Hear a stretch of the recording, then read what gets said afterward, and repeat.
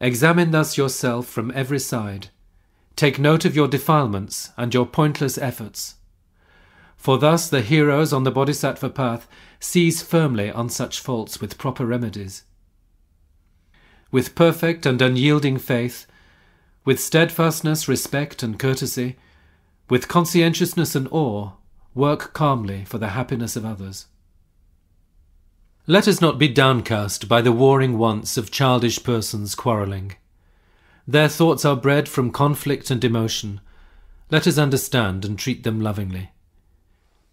When acting irreproachably for our sake or the sake of others, let us always bear in mind the thought that we are selfless, like an apparition.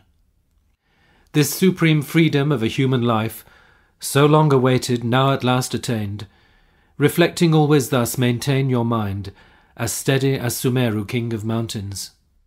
If, O mind, you will not be aggrieved, when vultures with their love of flesh are tugging at this body all around, why are you so besotted with it now? Why, O mind, do you protect this body, taking it to be your own? You and it are each a separate entity. However can it be of use to you? Why, O foolish mind, don't you appropriate a clean form carved in wood? How is it fit to guard an unclean engine for the making of impurity? First, with mind's imagination, shed the covering of skin, and with the blade of wisdom strip the flesh from off the bony frame. And when you have divided all the bones, and searched right down amid the very marrow, you yourself should ask the question, where is the essential core? If, persisting in the search, you see no underlying essence, why do you protect with such desire the body that you now possess? Its filth you cannot eat, O mind. Its blood likewise is not for you to drink. Its innards too unsuitable to suck.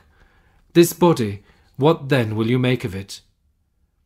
And yet it may indeed be kept as food to feed the vulture and the fox. The value of this human form lies only in the use you make of it. Whatever you may do to guard and keep it, what will you do when the ruthless Lord of Death will seize and throw it to the dogs and birds? If servants who cannot be said to work are not rewarded with supplies and clothing, why do you sustain with such great pains this body which, though nourished, will abandon you? So pay this body due remuneration, and then be sure to make it work for you. But do not lavish everything on what will not bring perfect benefit. Regard your body as a vessel, a simple boat for going here and there. Make of it a thing that answers every wish, to bring about the benefit of beings.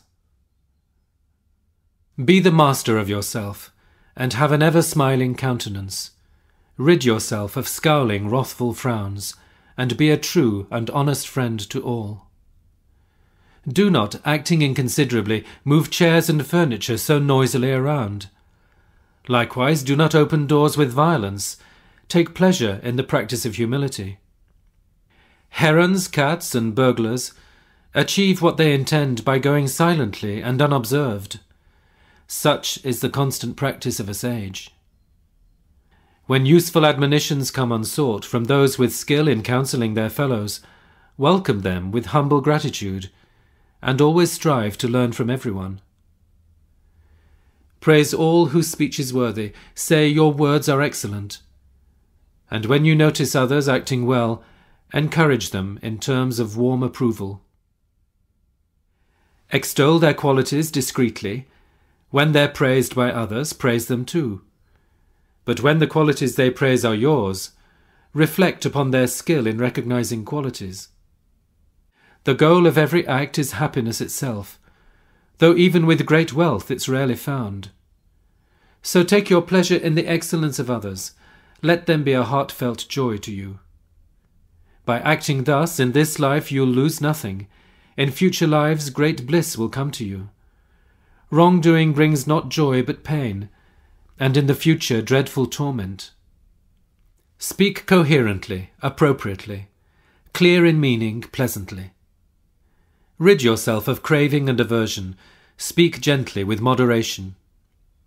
When you look on others, think that it will be through them that you will come to Buddhahood. so look on them with frank and loving hearts.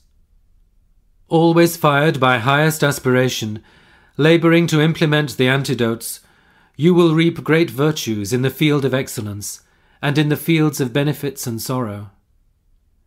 Acting thus with faith and understanding, you should always undertake good works, and in whatever actions you perform, you should not be dependent on another.